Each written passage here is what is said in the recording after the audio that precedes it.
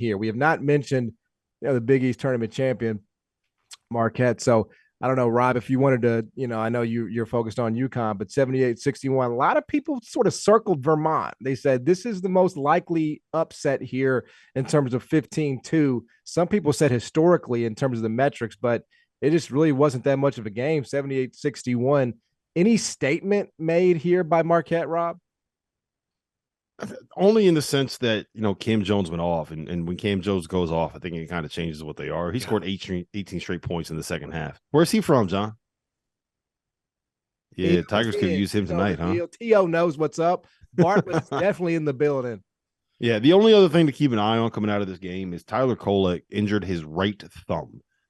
He came back, he played. It looked like he was bothering him. It was bothering him a little bit. I don't think that it's going to be anything that is going to be significant, but he definitely had it taped. It definitely was bothering him in the first half, and he only finished with 8 points, 4 assists, and 3 turnovers as the first team All-American point guard that we had. So that's something that you probably want to keep an eye on. But look, big picture, I'm very much in on this Marquette team. I am very much in on them. Their length, their athleticism. I think that they are better defensively than what their numbers and the metrics say. I think they got 2 guys that could just shut you down. Stevie Mitchell, a.k.a. Off Night, and Omax Prosper. I'm very much in on this Marquette team. And look, I'm a Shaka guy now. T.O., I know you played for him. Yeah. I know he recruited you, but I think I'm the biggest Shaka guy on this show. I don't know about that. I'm a pretty big Shaka guy. But he you know what, too? They have 2 guys that'll shut you down, and then they have 3 other really good position defenders. And like Kolek, he's playing the 4 against, or he'll play the 4 defensively against guys that can't score sometimes, just because like he knows where everybody's supposed to be at. He plays defense intelligently away from the ball, and that helps, right? But I didn't think this was going to be cause for concern, mainly because it's 2 teams that play similarly, and Marquette just had more. I've seen both teams. I called the America East Championship game. I saw Vermont. They were very good, but it was all 5 out. It was all simple action, and then guys just play. Marquette, somewhat similar. I didn't put that together. You saw Marquette and UVM both cut down nets on the same day. The same day. 2 different states. Within 10 hours of each other. Because you are an absolute psychopath, and that's why we love really you, T.O. is. I'll tell you what, though, guys. I got a hot take. He's rapping. I don't know if this is necessarily a scalding hot take. I think this is a fairly hot take. We'll judge one that I've already locked into the Vaulted app. I do think that Michigan State is going to give them a real fight on Sunday. I do think Michigan State has a chance. It's going to be a great game. I don't think that does not in any way qualify as a hot take, by the way. Okay. It's Izzo. It does not qualify. It's Izzo. So their 2 guards have been playing great. Tyson Walker and AJ Hogarth. I thought Joey Hauser was really good today. Made a whole bunch of shots. And like with Malik Hall, I think the key is going to end up being what they do with Matty Sissoko, right? Mm-hmm. Like, I don't know if you can play him in that game.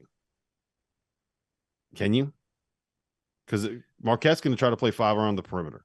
Mm-hmm. Unless you're just going to park him in front of the bucket and kind of say, like, play Oso the way that teams play Andre Jackson and teams played Rajon Rondo, right? I don't personally think Izzo is going to tailor. No, he doesn't do that. Yeah, like he's going to roll with what works, and like that is the way that Michigan State operates, right? Like they could be, in terms of perception, mediocre, not as good, down year. We get to this month, they're a 7 seed.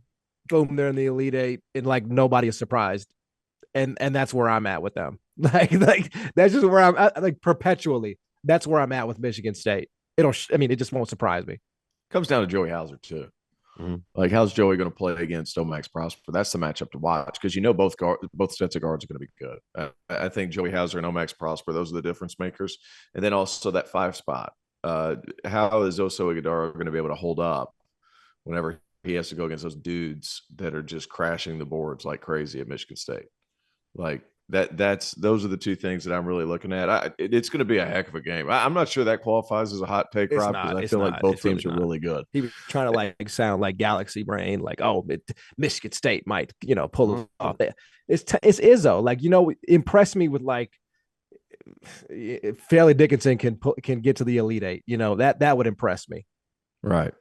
Yeah, that would have been really impressive. Like, I need you to have like that, like their guards. I said Princeton can win. I said Princeton would win. Yeah, you did call Princeton. I called Princeton. Yeah, you're clear.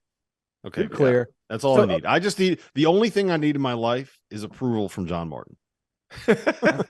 In fact, that is why I was brought here. I was brought here to give validation, right? To takes that I validate. You know, yep. I don't think Michigan State qualifies.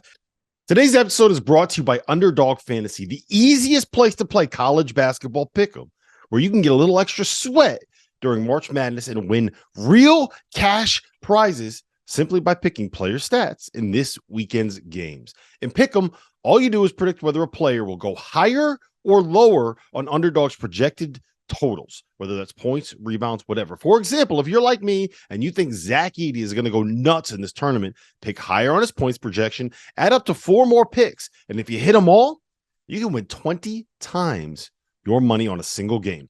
Underdog's slick mobile app is easy enough that dummies like Jeff Goodman have even figured it out. So go to underdogfantasy.com or download the app and use the code FIELD, FIELD, and Underdog will match your deposit up to $100. Now is the time to get in on the madness. So remember, underdogfantasy.com, promo code FIELD.